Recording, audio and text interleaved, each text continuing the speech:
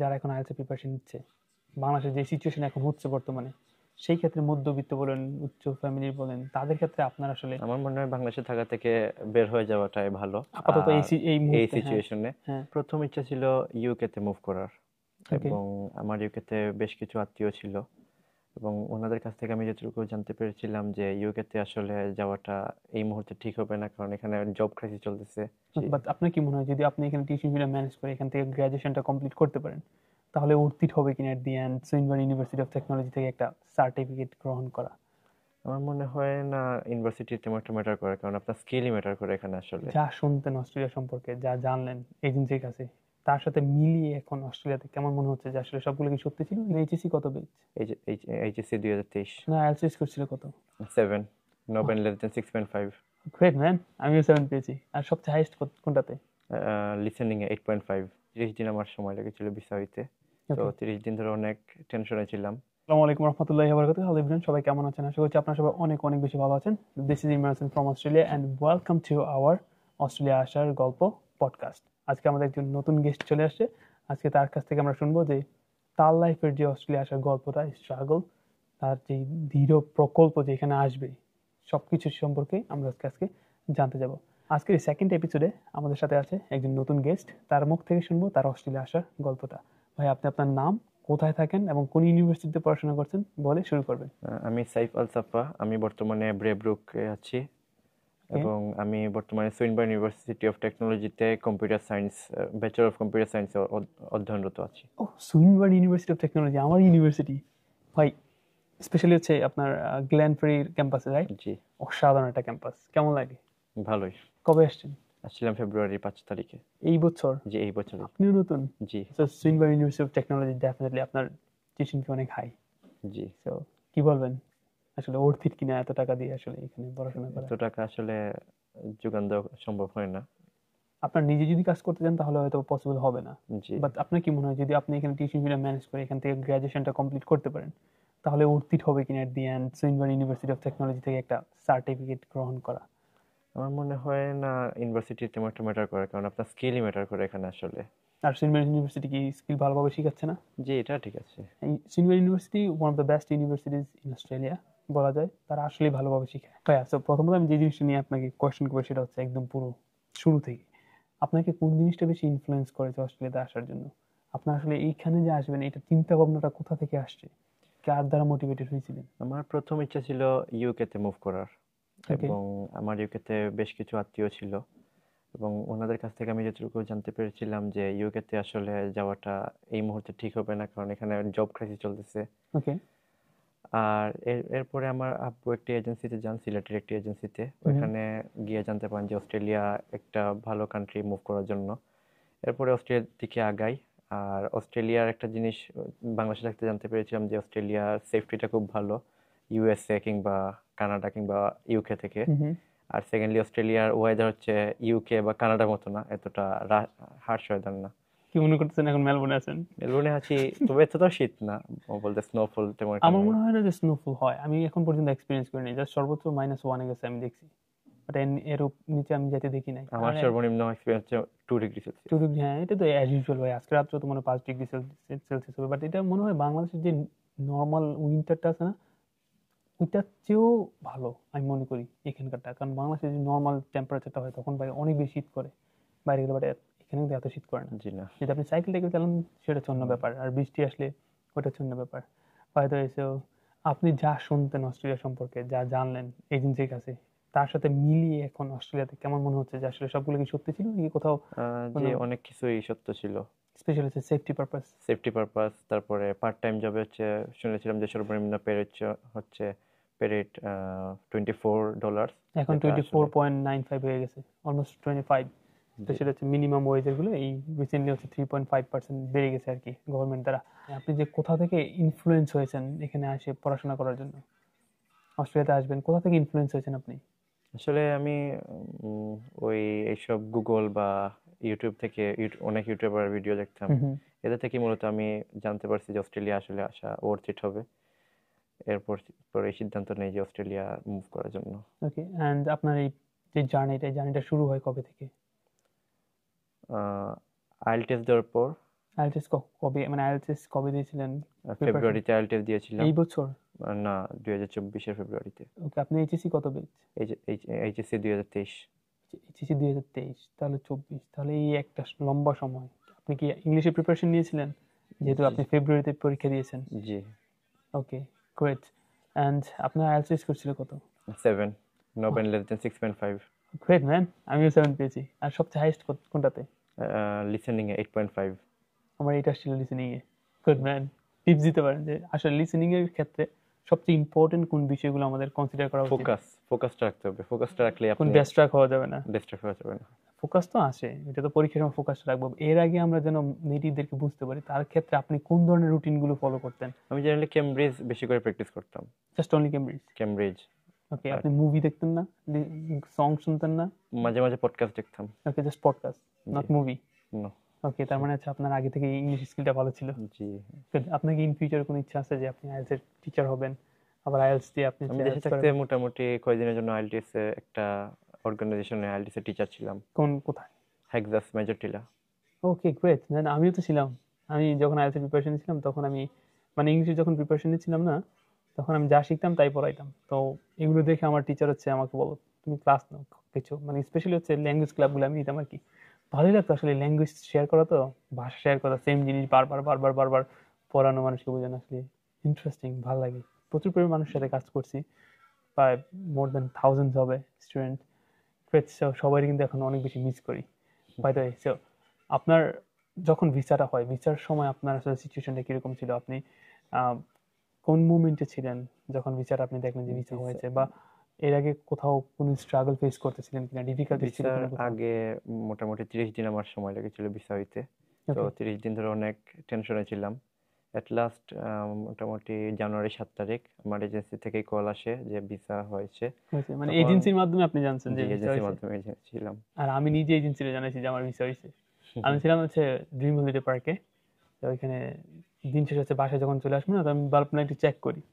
Check করে তখন দেখি ভাই আমার ভিসা হয়েছে। ভাই বিশ্বাস করবেন, পুরো পিকনিকটাই জোশ হয়ে গেছে আমার। যেমনই ছিল মুড, যেমনই ছিল, বাট ভিসার স্ট্যাটাস দেখার পর একদম পুরো মুডটা ভালো হয়ে গেছে। পরে দুলাভাইকে জানালাম, পরে আব্বুকে জানালাম, দেন এজেন্সিকে জানালাম, কারণ এজেন্সি জানতো না। আমি প্রত্যেক সময় ওই যে তানভীর ভাইয়ের মতো চেক করতাম আর কি। যাই হোক, তো আপনি যখন ভিসা পেলেন, যেটা জানলেন এজেন্সির কাছ থেকে, তারপরে সর্বপ্রথম কাকে জানাইছেন যে আমার ভিসা হয়েছে? আমার আব্বু আমার সাম রিলেটিভসদের জানাইছি। তাদের রিয়াকশন কেমন ছিল? জি ভালোই, সবাই খুশি ছিল। ওকে, মানে কোন ধরনের এক্সাইটমেন্ট, মানে হয় জানা অনেকে অনেক বেশি এক্সাইটেড হয়ে যায়, অনেক বেশি এক্সাইটমেন্ট কাজ করে। জি এরকমই, সবাই খুশি ছিলেন, Okay, কারণ একটা ফিউচারের দিকে যাচ্ছিলাম। okay. তারপরের স্টেপগুলো কি ছিল?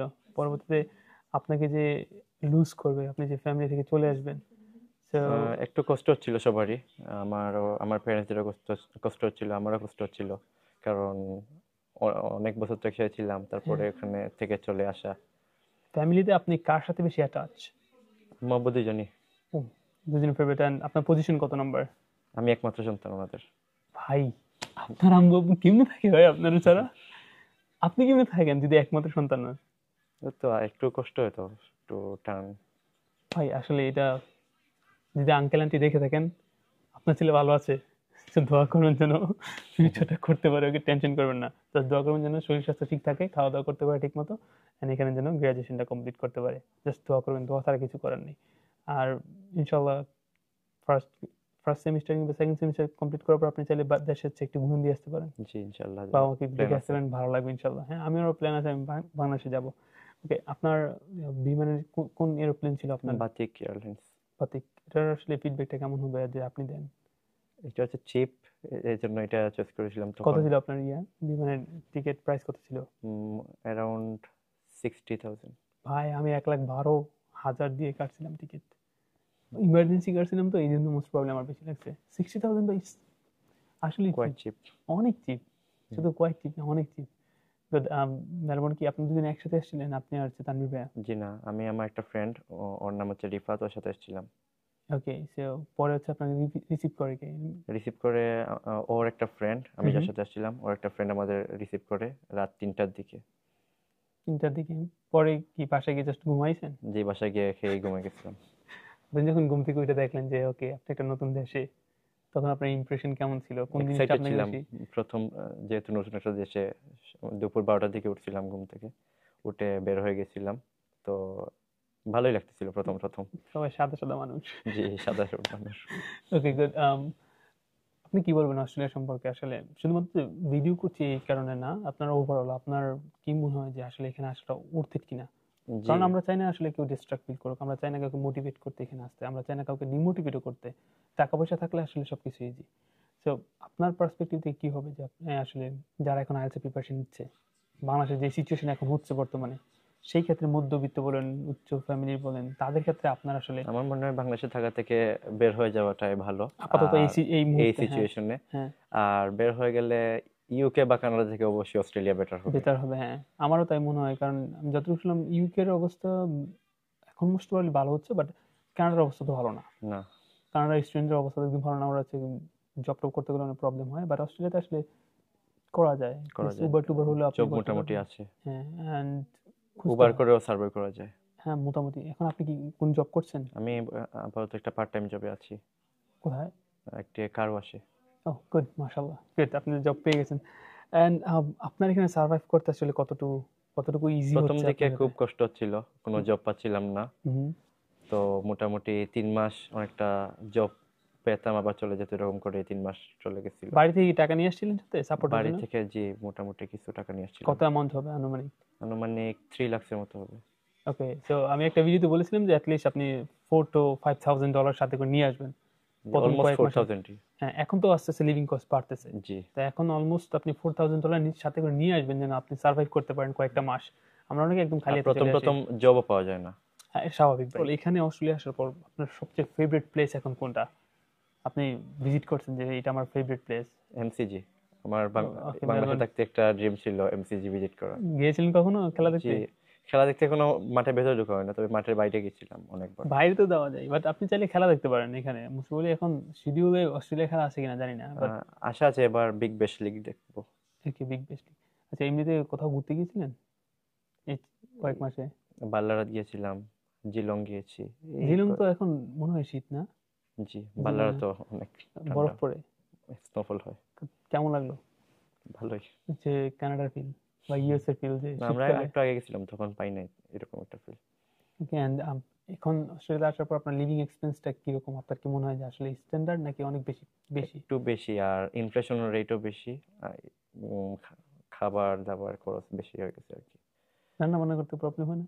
একাই রান্না করি। করবেন তো একাই, বউ বাচ্চাদের নাই? না, ভাবি আসলে ইনশাল্লাহ ভাবি নিয়ে আসবেন, ভাবি ইনশাআল্লাহ। রান্না করে খাওয়াবে আপনাকে। বা আপনার রান্না কি আরেকদিন খাইতে পারেন, আপনি নিজে খাইতে পারেন? আমি খাই যতটুকু, কাউকে দিয়ে টেস্ট করাই নাই এখনো।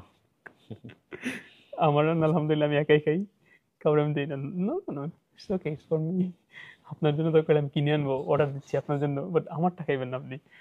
লবণ হয় না, অনেক কিছু ভাই, আমরা ছেলে মানুষ ভাই। জি, ছেলে মানুষের কিরকম রান্না হয় কোনো রকম খাইতে পারলে সারাদিন কাজ করে সে রান্না করতে তেমন একটা ভালো লাগে না। হ্যাঁ আসলে কাজ এটাই মেইন মানে বিষয় আর কি। আমরা হচ্ছে দেখা যায় প্রথম প্রথম আসে নুডলস নুডলস নুডলস নুডলস, সবাই সবাই নুডলস টিম এদিকে কাটায় দেয়। বাট দিন শেষে আস্তে আস্তে পরিচিত হয়, কারণ এখানে মাছ মাংস এগুলোর প্রাইস অনেক বেশি। জি, স্পেশালি সবজি ভাই, আলু থেকে শুরু করে, আলু আমাদের বাংলাদেশে কত 30-40 টাকা কেজি, আর এখানে মানে দেখছেন ভাই $4 পার কেজি। পার কেজি $4, ইভেন $7 হয়ে যায়। টমেটো দেখছেন ভাই এখন রিসেন্টলি $13.50 টু মাছ। পড়ছে। 10 টাকা করে টমেটো বাংলাদেশ খায়। যাই হোক, শাকসবজি যেমন পালং শাক মালং শাক এগুলোর দাম কিন্তু আমাদের বাংলাদেশে কম, বাট এখানে অনেক প্রচুর বেশি। দাম, মাশরুম সহ। সো ওভারঅল আমার ক্ষেত্রে মানে in terms of security privacy it's good, but in terms of like education, আপনার ক্ষেত্রে তো সুইনবার্নে পড়েন, তো সেক্ষেত্রে কোনো ধরনের কোনো কমপ্লেন নেই সুইনবার্ন নিয়ে, এডুকেশন নিয়ে। জি না, সো হোপফুলি আপনি এখান থেকে শেষ করবেন ঠিকঠাক মতো ইনশাআল্লাহ। গ্রাজুয়েশন শেষ করার ইচ্ছা আছে ইনশাআল্লাহ। ইনশাআল্লাহ। সো গ্রাজুয়েশন শেষ করলে ভালো একটা জায়গাতে যেতে পারবেন। আপনাদের মনে হয় এখানে প্লেসমেন্টও আছে না? গ্রাজুয়েশন শেষ করার পর আপনাদের হচ্ছে ইন্টার্নশিপ করার সুযোগ আছে। জি, ওকে গুড। ইন ফিউচারে কি হওয়ার ইচ্ছা? আল্লাহ যা রাখে কপালে। Okay, বলতে চান না? বললে হচ্ছে ড্রিম চুরি করে নিয়ে যাবে। ওকে, আপনার যে এই ছোট experience, specially starting from IELTS থেকে এখন পর্যন্ত, এই এক্সপিরিয়েন্স থেকে আপনি অডিয়েন্সদের উদ্দেশ্যে কি বলতে চান? আপনি এইদিকে তাকিয়ে বলতে পারেন যে আপনারা এই জিনিসগুলো ফলো করতে পারেন, আপনি এইটা করতে পারেন, এটা থেকে এটা অ্যাভয়েড করতে পারেন, তাহলে আপনাদের লাইফটা ইজি হয়ে যাবে। বাংলাদেশ থেকে আসার সময় আপনি ড্রাইভিংটা শিখে আসবেন, ড্রাইভিং লাইসেন্স নিয়ে আসতে পারলে ভালো হয়। আর কিছু স্কিল শিখে আসলে ভালো হয়, লাইক কুকিং স্কিল। আর এখানে মূলত প্রথম দিকে জব পাওয়া একটু হার্ড হয়ে যায়, তো অনুবার করে সার্ভাইভ করতে পারেন। আর আস্তে আস্তে সবই ঠিক হয়ে যাবে ইনশাল্লাহ। ইনশাআল্লাহ, দ্যাটস ইট। আইএলটিএস এর ক্ষেত্রে আইএলটিএস স্টুডেন্টদের কি বলবেন মোটিভেশন দেওয়ার জন্য? প্রিপারেশন ভালো করে নিতে হবে, বেশি বেশি প্র্যাকটিস করতে হবে। বেশি বেশি প্র্যাকটিস করতে হবে, আর কেমব্রিজ বেশি বেশি প্র্যাকটিস করবে জি। অবশ্যই। Alright everyone, so yeah, that's all about from his side. So আশা করছি আপনারা অ্যাটলিস্ট কিছু জানতে পেরেছেন। ভাইয়া সুইনবার্নের পরে দোয়া করবেন ভাইয়ের জন্য, যেন ভাইয়া এখান থেকে ভালোভাবে কমপ্লিট করতে পারে তার গ্রাজুয়েশন, অ্যান্ড ভালো একটা পজিশন যেতে পারবে ইনশাল্লাহ। অ্যান্ড আঙ্কেল আন্টি, আপনারা টেনশন করেন না, ইনশাল্লাহ ভাইয়ের জন্য দোয়া করবেন বেশি বেশি করে, যেন মন খারাপ হলে আপনারা সাপোর্ট করতে পারেন, আল্লাহ যেন ওনাকে সাপোর্ট করে। অ্যান্ড আমাদের জন্য দোয়া করবেন, আমরা আপনার ছেলের মতোই। আপনারা যারাই মা বাবারা দেখছেন সবাইকে বলবো, আমরা এখানে বাবা মা ছেড়ে আসছি, সবার জন্য দোয়া করবেন যেন আমরা এখানে ভালোভাবে সার্ভাইভ করতে পারি, যেন একটা সঠিক পথে থাকি আমরা, যেন পথ থেকে ডিস্ট্রাক্ট হয়ে এখানকার কালচারের সাথে মিশে গিয়ে যেন আমরা খারাপ পথে না যাই। অ্যান্ড ইয়া, ওভারঅল আপনাদের সবাইকে ওয়েলকাম জানাচ্ছি, যারাই আপনারা আপনাদের লাইফের স্টোরি শেয়ার করতে চান অস্ট্রেলিয়াতে আসার। যে জার্নিটা আমার অনেক স্ট্রাগল ছিল, আমি অনেক কিছু ফেস করেছি, এই জিনিসগুলো আমার জানানো দরকার অডিয়েন্সকে, যেন তারা মোটিভেটেড হয়। তাহলে সেক্ষেত্রে আপনারা নিচে একটা ইমেল আছে, এই ইমেলে আপনারা আমার সাথে যোগাযোগ করতে পারেন। জাস্ট সেন্ড অ্যান ইমেল যে ভাই আমি interested and this is what my story, just একটু শর্ট করে বলে দিলে আমি আপনাদেরকে রেসপন্স করবো, আর পরবর্তীতে ইনশাল্লাহ পডকাস্টটা হবে আপনার সাথে। Welcome to hour podcast series Australia আসার গল্প from Bangladesh, struggle and everything and success. সবার সাথে দেখা হচ্ছে নেক্সট একটা এপিসোডে অন্য একটা বাংলাদেশি ভাইয়ের সাথে। Till then, take care, bye bye, and stay motivated. See you somewhere in Australia in the future. আসসালামু আলাইকুম ওয়া রাহমাতুল্লাহি ওয়া বারাকাতুহু।